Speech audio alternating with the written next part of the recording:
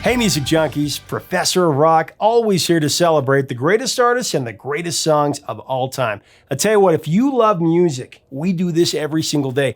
Click the subscribe button. You'll want to be a part of this community and head over to our Patreon to join the mission of keeping this history.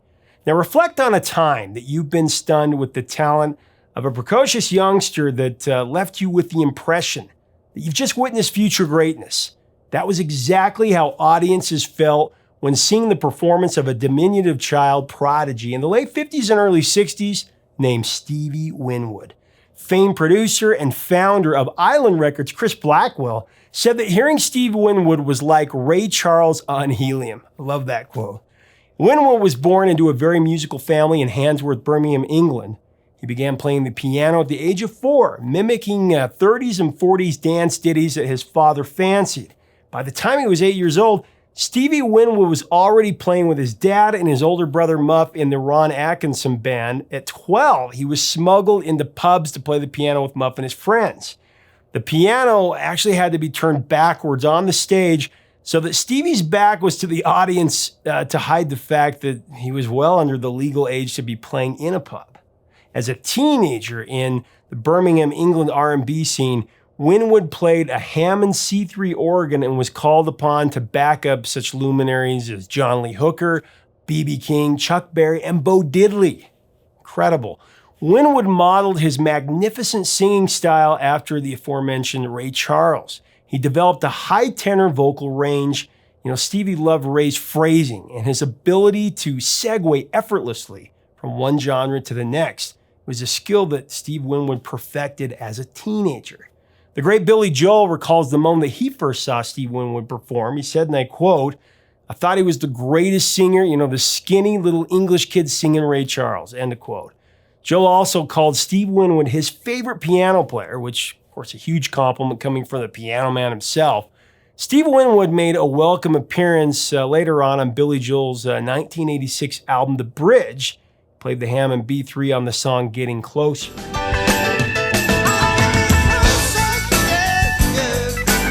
Winwood joined the Spencer Davis Group at the age of 14. Spencer Davis, the late Spencer Davis, he heard Stevie imitating legendary blues singer Jimmy Reed, and he could not believe what he was hearing. After a 3-year run with the Spencer Davis Group, Winwood teamed with guitar hero Eric Clapton and the eccentric virtuoso Ginger Baker in 1967 for a one-off project called Eric Clapton and the Powerhouse. In the spring of '67, Winwood met musician Jim Capaldi, Chris Wood, and Dave Mason at the Elbow Room, a club in Aston, Birmingham. Capaldi and Mason were in a Birmingham band named Deep Feeling, and Wood was a member of another Birmingham act called Locomotive. The Birmingham Fab foursome instantly clicked, and they formed Traffic, a group, of course, held as one of the most important progressive rock bands of the late 60s and early 70s. In spite of their acclaim, though, the tenure of Traffic was quite tenuous. After just 2 studio albums, the group dissolved, and Steve Winwood had another go-around with Eric Clapton and Ginger Baker, assembling the supergroup Blind Faith. But Blind Faith only released 1 album and executed only 1 live tour, but man, what a glorious one-off. Blind Faith was celebrated as one of the greatest supergroups in rock history, as I said. Just incredible.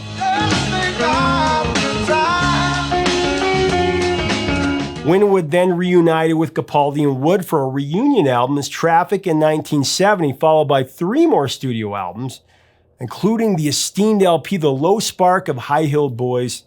That was in '71. Perhaps the nonstop whirlwind of the rock and roll lifestyle that he had lived since he was a young lad took a toll on Steve Winwood, and he actually opted to stop touring and worked solely as a hired studio musician. Traffic broke up for the second time in 1974. Winwood established himself as an accomplished keyboardist and guitarist. He was constantly approached about doing session work. Everybody wanted a piece of the Winwood brilliance for their records. He played the organ on Hendrix's Voodoo Child, while still a member of Traffic, and performed on music there was George Harrison, Lou Reed, Marianne Faithfull, David Gilmour, like I said, Billy Joel, Phil Collins, Paul Weller, and Slash, among many others. Steve Winwood came back from his hiatus with an inconsequential self-titled solo album in '77, but he had a major rejuvenation with his second solo album, Arc of a Diver, in 1980, one of my favorites.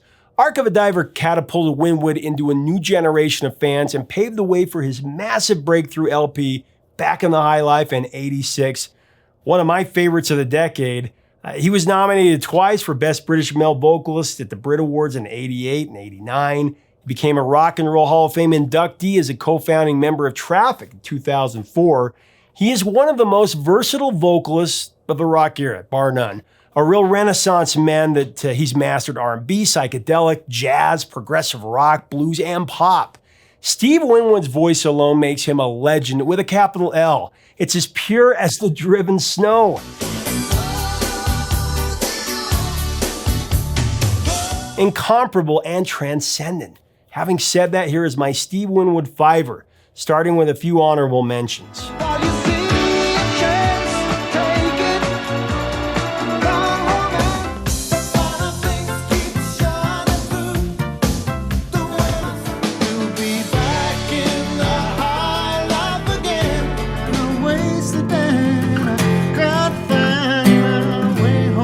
How do you pick 5 out of all these bands and all these things he's done? But number 5, from 1987, Valerie. Cool like jazz on a summer's day. Valerie is one of many golden compositions from the writing partnership of Winwood and Will Jennings. Now, Will Jennings, he wrote lyrics, and Winwood composed the music for many amazing songs in their collaborative treasure chest. With the wind in her arms. Valerie was an homage to a real person. Although Will Jennings has never officially divulged the identity of the person who was the subject of Valerie, it is believed to have been written about singer-songwriter Valerie Carter, who was a dear friend of Will Jennings. Valerie Carter was a member of the band Howdy Moon in the early '70s, and she released several solo albums the latter part of the decade. She was also a highly sought-after background singer that sang on recordings by Linda Ronstadt, Don Henley, Christopher Cross, and Jackson Browne, among many others. Valerie Carter also wrote the Judy Collins 1973 top 40 hit, Cook with Honey. Reportedly, Jackson Browne wrote his song, That Girl Could Sing, about Valerie Carter as well. She obviously had an impact on the people that knew her, especially the artists that she worked with.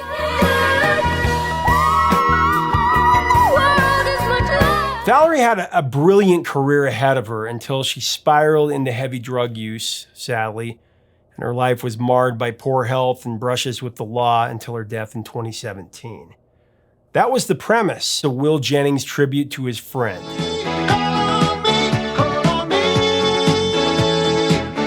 The song Valerie was released as a single 3 times, actually. Seemed to have more lives than a cat. The first release of the single was from Winwood's 1982 LP, Talking Back to the Night. The '82 release stiffed at number 51 in the UK and only number 70 on the Billboard Hot 100. For the second release, Valerie was remixed and dropped as a single from Winwood's Chronicles album in 1987.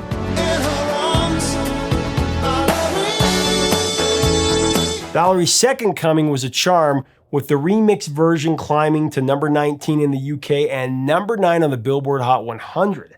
The third release of Valerie was another remix version in 2004, this time by Swedish DJ Eric Prydz, and retitled Call on Me.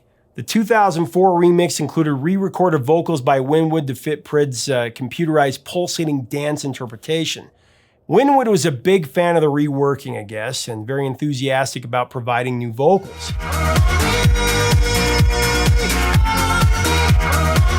Call on Me was a massive international hit, shooting all the way to number 1 in the UK, Germany, and throughout most of Europe.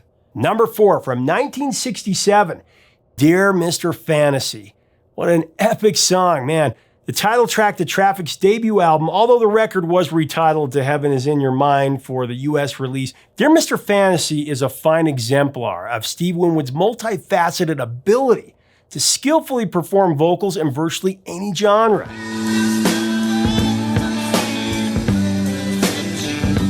In Dear Mr. Fantasy, Winwood delivers an interesting vocal performance that like blends blues, folk, and psychedelia with a mysteriously distant tone layered over his spirited guitar riffs, Dave Mason's harmonica.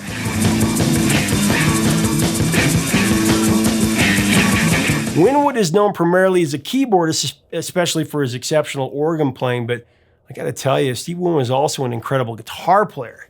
In fact, Jim Capaldi once called Winwood his favorite guitarist of all time. We get an excellent demonstration of Winwood's guitar prowess in Dear Mr. Fantasy. As with many recordings that feature Steve Winwood, Dear Mr. Fantasy has had its share of multi-generational pop culture, most notably featured in the opening scene, Marvel Studios' Avengers Endgame.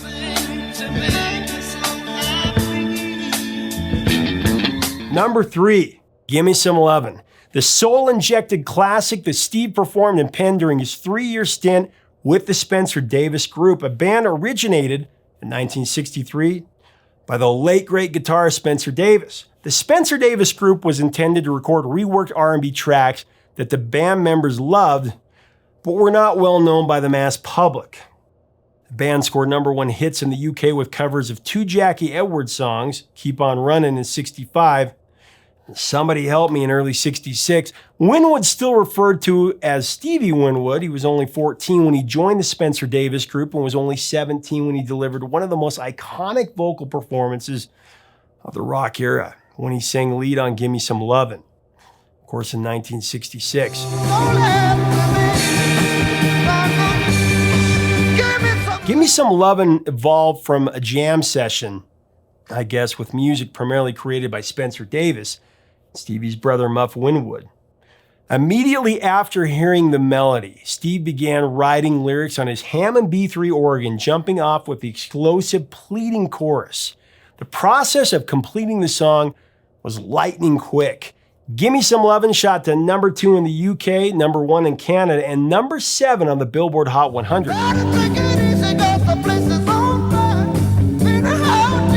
Now, interestingly, the first recorded rendering of Gimme Some Lovin' that was released in America was not the original version by the Spencer Davis Group. Actually, the first U.S. release was by an outfit from Baynesville, Pennsylvania, called the Jordan Brothers. The Jordan Brothers' recording of Gimme Some Lovin' generated some early heat, especially, I guess, with airplay in Boston and Baltimore. But the Spencer Davis Group, that original was spiced up a bit with more instrumentation, of course, the soulful background singers, and the Winwood-led Spencer Davis Group version leapfrogged over the Jordan Brothers recording within a few months after it was released in the USA.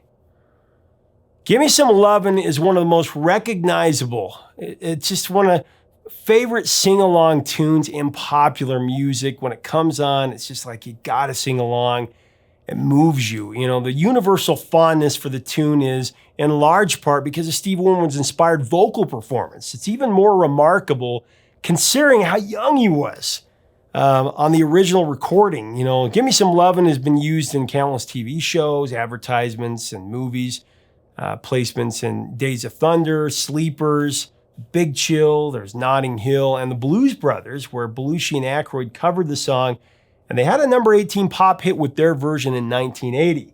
But surprisingly, many people don't associate Steve Winwood with this song because of the way the tune was billed, the Spencer Davis Group. In the US, there wasn't much fanfare about the group or about the wunderkind Stevie Winwood at that time. But after the success of Gimme Some Lovin' in '66 and the top 10 single I'm a Man in '67, Steve Winwood would leave the Spencer Davis Group and he moved on to the next chapter in his storied career. #2, Roll With It, Baby. A jazzy pop standout that was Steve Winwood's second #1 single on the Billboard Hot 100 that happened in '88. The tune also topped Billboard's adult contemporary chart for 2 weeks and the mainstream rock chart for a solid month. Winwood's soulfulness soars on Roll With It.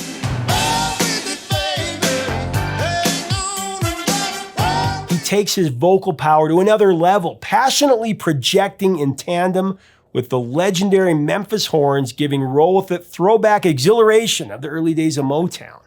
It's as if Winwood summons a lifetime of infatuation with classic R&B into one inspired vocal performance, you know? Winwood was nominated for Best Male Pop Vocal Performance in '89 for Roll With It, and the song was also nominated for Record of the Year.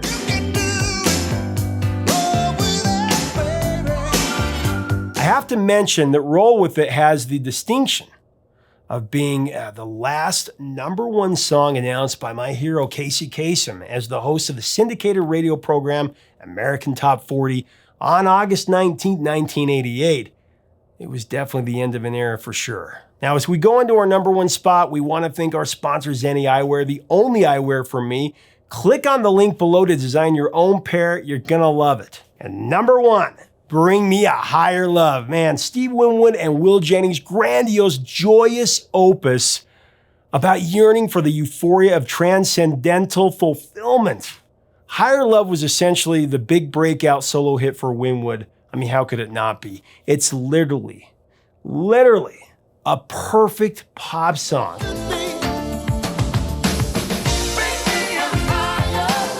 When I listen to this song, I tell you what, I'm raised to a state of musical exaltation. It's such a beautiful ecstasy of sonic intensity. You can't help but burst into singing. It's likely why Whitney Houston covered it. Where's that higher love I keep thinking of? Although Higher Love missed the top 10 in Winwood's native UK, it peaked at number 13. It was his highest charting solo single in England. It was his first #1 pop single on the Billboard Hot 100 in 1986, and it topped the Billboard Album Rock Tracks chart for 4 weeks. The song, of course, features the incomparable Chaka Khan on background vocals. Tell you, the electrifying union of Steve Winwood and Chaka Khan make Higher Love just a gospel-like celebration. Even after 1,000 listens, the song somehow only gets better.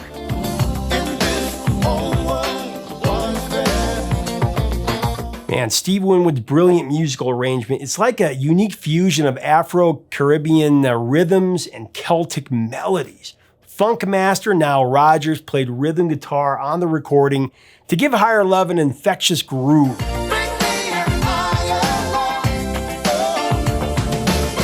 And Will Jennings wrote those spiritual, galvanizing lyrics. Jennings called Higher Love a modern hymn, and he couldn't be more right. Gospel roots run deep in Jennings' family, actually. His great-grandfather was a preacher in the Methodist Church in Arkansas, and he and his family did a lot of singing in the church they attended in East Texas. Steve Winwood's outstanding, sensational, mesmerizing vocal on Higher Love had earned him the Grammy Award for Best Male Pop Vocal Performance, and the song received the Record of the Year Grammy in 1986.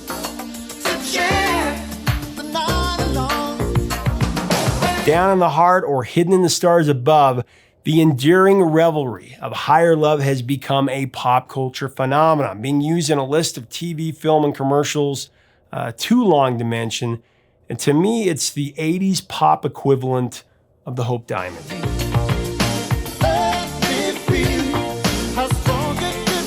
From child prodigy to a Hall of Fame rock and roll troubadour, Steve Winwood has shared his elite gift and passion with a lifetime of timeless R&B, folk, jazz, progressive rock, and pop classics with the world, and has truly brought us all a higher love of the arts because of his boundless gifts.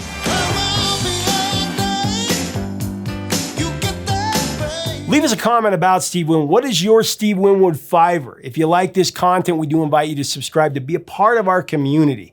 To be a part of our exclusive club, the Dean's List, click on our Patreon link to hear the songs in our playlist. The songs that we talked about, we have a playlist below. You can do that.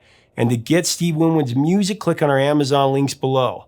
Help us keep the music alive, my friends. Until next time, 3 chords and the truth.